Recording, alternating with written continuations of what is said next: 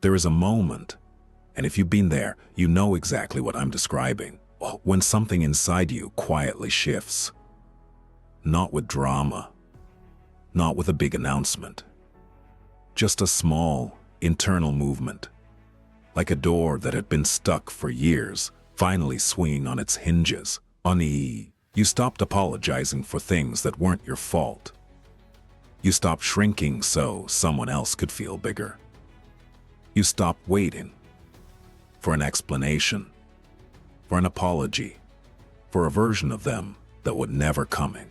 And the moment that happened, the moment you started growing, they noticed, not in the way you hoped, not with admiration, not with pride, with something colder, something calculating, something the Stoics would have recognized immediately, because they wrote about it over 2,000 years ago, and nothing about it has changed. Here is what happens inside a narcissist when they see you becoming someone they can no longer control. And more importantly, here is the exact Stoic framework for what you do when they make their move. Part 1. What your growth actually does to them. Most people assume that when they grow, when they get stronger, set better boundaries, stop reacting, the narcissist in their life simply moves on, finds someone else, loses interest. That assumption is wrong, and understanding why it's wrong is the first thing that protects you. Narcissists are not indifferent to your emotional energy. They are entirely dependent on it. Not in the way a healthy person needs connection, but the way a system needs power. Your attention, your reactions, your desperate need to be understood by them, all of that was fuel, and when the fuel supply changes, the system doesn't just accept it, it recalibrates, it hunts.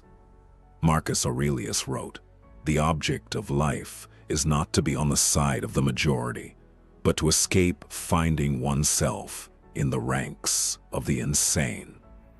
The narcissist's internal world is insanity with a polished surface, and your growth cracked that surface, because you were never just a person to them. You were a mirror, a source, and sources are not supposed to dry up. So when you stopped being easily reached, when the guilt trips landed flat, when the silence treatment stopped bringing you crawling back, something shifted in them. Not remorse, not reflection, a recalculation.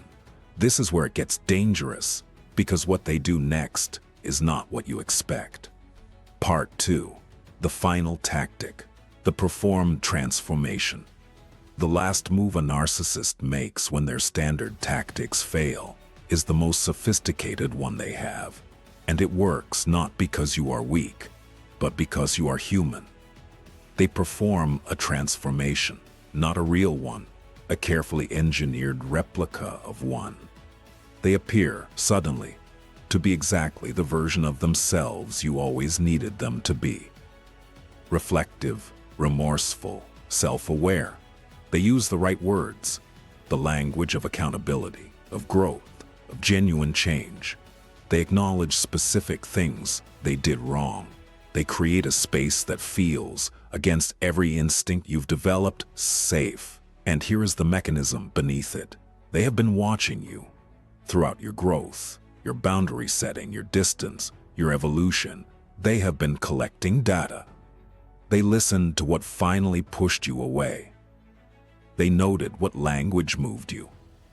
They mapped the shape of the love you always wanted from them, and now they are delivering a performance built from that exact blueprint. Epictetus, a man who was born into slavery and emerged as one of the most psychologically free humans who ever lived, taught that the untrained mind is always vulnerable to what appears true rather than what is true. The performed transformation appears true with devastating precision. This is not the early stage return. The texts, the grand gestures, the cycling back to love bombing. This is something more refined, because they have watched you evolve, and they have evolved their approach to match you. The Stoic name for this is false impressions, and the Stoic response is not emotional. It is observational. You do not argue with the performance, you watch it. Part 3. Why it happens. The psychology of losing control. To understand why they make this move, why they bother, why they expend this level of energy, you have to understand what your growth actually cost them internally. When a narcissist loses someone they once controlled, they don't just lose a relationship. They lose a piece of the architecture that holds their self-concept together. Your attention, your admiration, your fear, your devotion, though these were load-bearing walls in a structure that was never built on anything real. And you, by healing, by quietly and powerfully refusing to participate anymore, took all of that away. You became evidence of something they cannot afford to believe, that someone can genuinely outgrow them, that they are not as powerful as they think, that their carefully constructed image can be seen through and walked away from. This is not merely uncomfortable for a narcissist. This is existentially threatening. It touches the rawest wound in their psychological structure, the terror that underneath all the performance, they are ordinary and breakable and beatable. Seneca wrote that the man who is feared by many must himself fear many. The narcissist who built their entire world on controlling others' lives in perpetual, unspoken fear of the moment the control stops working. Your growth was that moment, so the final tactic is not just about getting you back.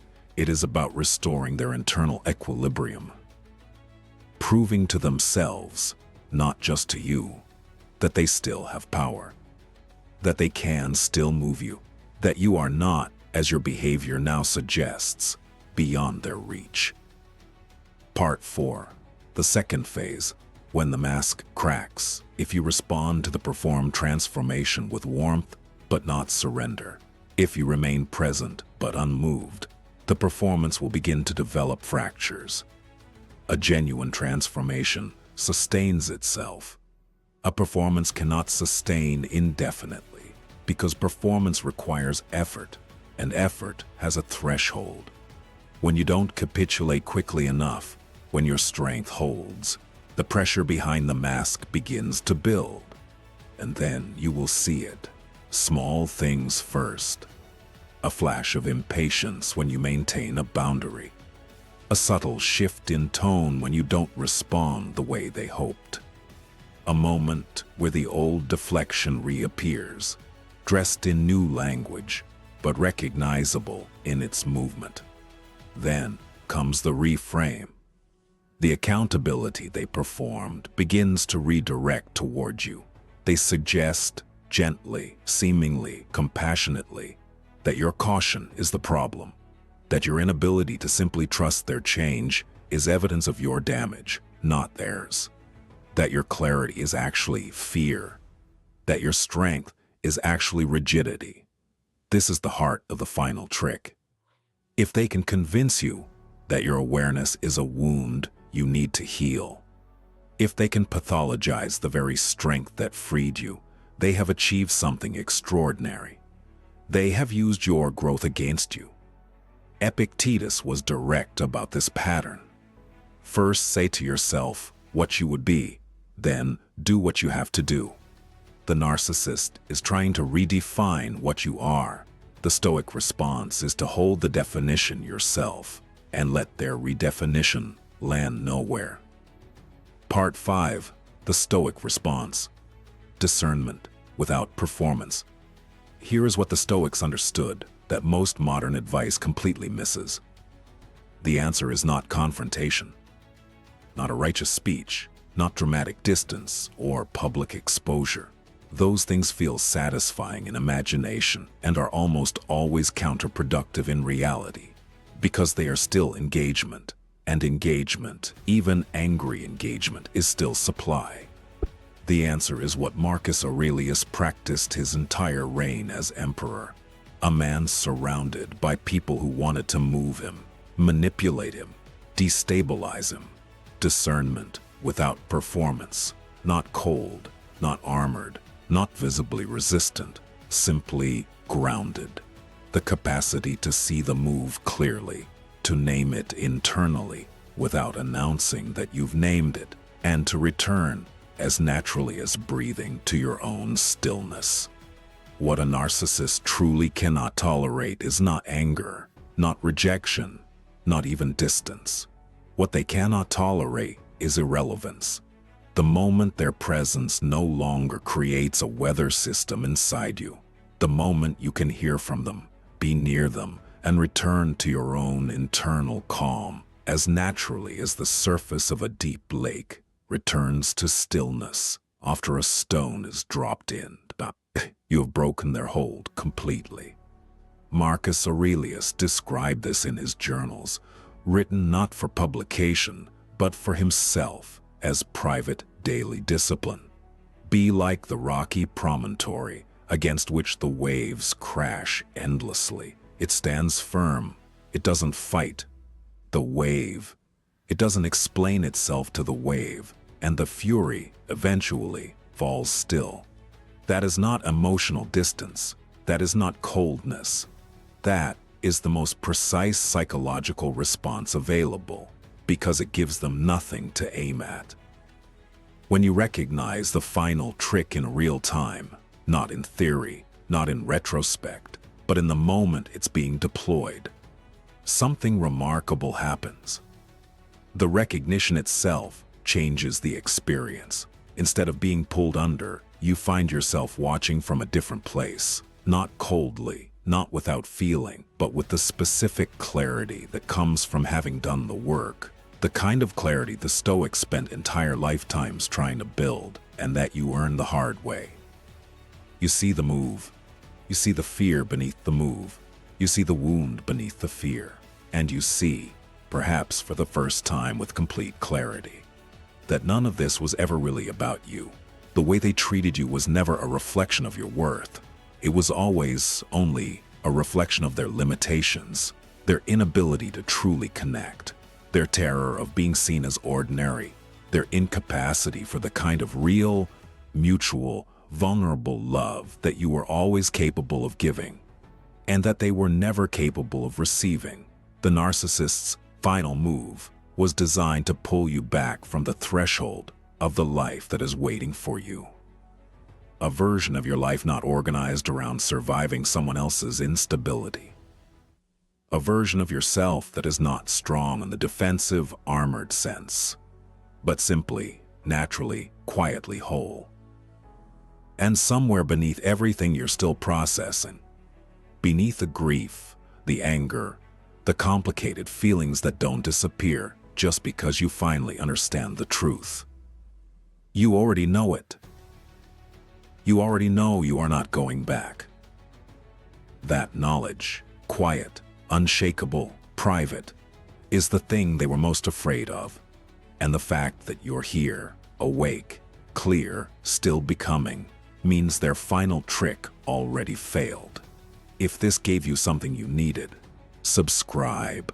This is the work we do here every week, understanding the psychology beneath the surface and giving you the Stoic tools to move through it without losing yourself. The next video is on screen now, and it goes even deeper.